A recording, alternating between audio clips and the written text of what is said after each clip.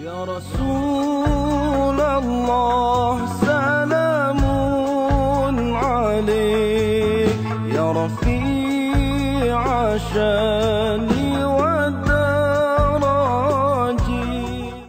Dan adapun hukumnya maka fardu ain atas tiap-tiap yang berakal lagi sampai umur. Fardu ain dia, tapi berapa banyak orang tak belajar tasawuf.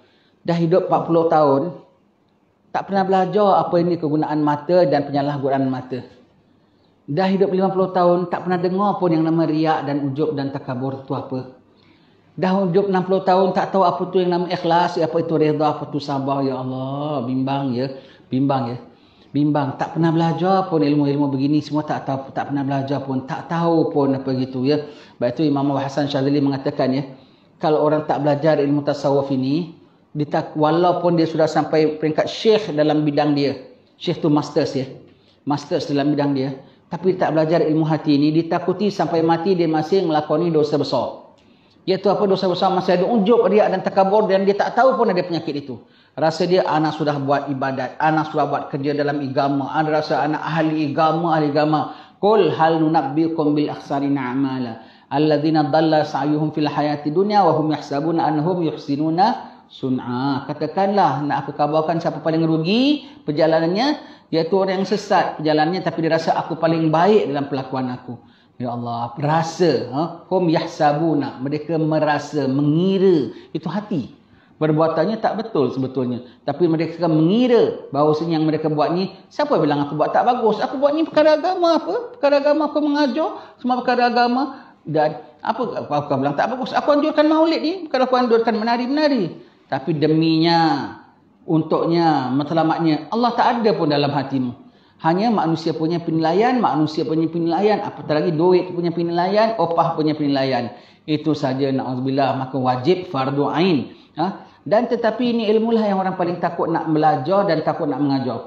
Sebab apa? Ini ilmu paling dicemburi oleh syaitan. Sebab dia korek segala hati-hati kita semua. Dia mengubah sikap kita. Sebab dengan inilah yang syaitan boleh buat kacau orang-orang yang sudah ibadat sekalipun. Syaitan bilang pergi masjid, malaikat bisikkan kita pergi masjid.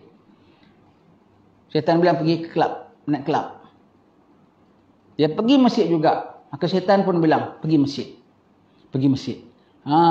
Jadi kalau dia pergi masjid ikut malaikat punya ilham, dia akan buat ibadat di masjid. Tapi kalau dia pergi masjid juga, tapi ikut dengan bisikan syaitan, bahkan dibuat maksiat di masjid. Dengan riaknya, dengan takaburnya, na'udzubillah min zalik. Jadi dengan belajar tasawuf lah boleh membatalkan syaitan. Dia batalkan kita punya naik kelab, tapi dia boleh rosakkan kita punya ibadat di masjid. Dengan kita belajar tasawuf, dia boleh membuat ibadat kita jadi valid, jadi diterima. Itu dia tak suka. Sebab tu orang tak suka belajar tasawuf. Ada saja kalau belajar tasawuf, malasnya, ngantuknya, selalu kelas tasawuf merosot sangat bilangnya. Merosot bilang, kecuali yang dipilih oleh Allah Ta'ala lah akan minat nak pelajarinya. Ya, baik. Dan yang nak mengajarnya pun tak minat. Pasal apa? Anak belum sampai level mana lah anak sanggup belajar. Tak boleh. Kalau kita tengok adab-adab belajar, ilmu tasawuf ni kena jadi bidang semua orang. Awam. Apatah lagi orang-orang alimnya. Tak boleh bilang bidang anak tafsir, bidang anak hadis, bidang anak sekian. Oh, tasawuf bukan bidang anak. Kerana bidang anak tafsir, bidang anak hadis, bidang anak fakulti itu ni, serta ilmu tasawuf. Serta ilmu tasawuf. Itu kena bidang semua orang. Kerana semua orang ada hati. Dan semua hati boleh diperkotak-katikkan. Dan iman ataupun kufur dalam hati. Macam mana tak belajar masalah hati. Yang orang tak nak mengajar tasawuf pasal bilang, anak belum perfect. Anak belum perfect. Tak ada orang perfect. Macam mana nak mengajar kalau nak tunggu orang perfect? Memang tak orang perfect. Maka setiap yang mengajar tasawuf itu tak boleh tidak. Mesti setiap kali dia baca kitab, dia mengajar, dia punya niat ialah mengajar diriku sendiri yang masih kekurangan. Mengingatkan diriku sendiri yang masih bahaya dengan riak. Mengingatkan diriku sendiri yang masih bahaya dengan dengki. Mengingatkan diriku sendiri yang perlu ikhlas. Jadi dia cakap tu semua mengajar diri dia yang tak perfect ini. Kemudian dia cakap kuatkan dia boleh dikongsi dengan sahabat-sahabatnya. Jadi dengan gitu barulah orang boleh sanggup mengajar tasawuf dengan arti kata dia mengajar diri dia sendiri. Kalau sekat nak mengajar orang memang tak ada orang sanggup. Dan ini ilmu yang jadi berat. Yang kata nak mengajar, nak belajar tinggal terima saja pun tak sanggup. Kenapa? Rasa apa? Oh, ilmu ni orang suka ilmu apa? Orang suka ilmu sekat belajar sirah, fikah pun orang masih suka.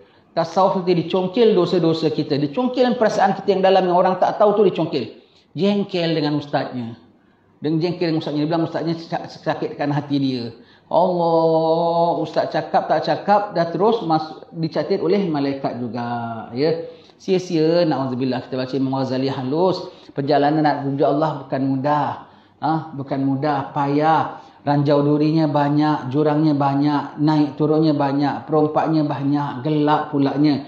Kau tak dapat panduan macam mana? Tak dapat panduan macam mana? Dengan ilmu ini, sebab itu syaitan orang benci sekali ilmu tasawuf. Ilmu hati. Ilmu hati, ya, tempat Allah nilai itu yang dia nak kasih, kita kecah. Ya, baik. Jadi siapa diberi Allah Ta'ala akan ilmu ini beruntung sekali, ya. Beruntung sekali.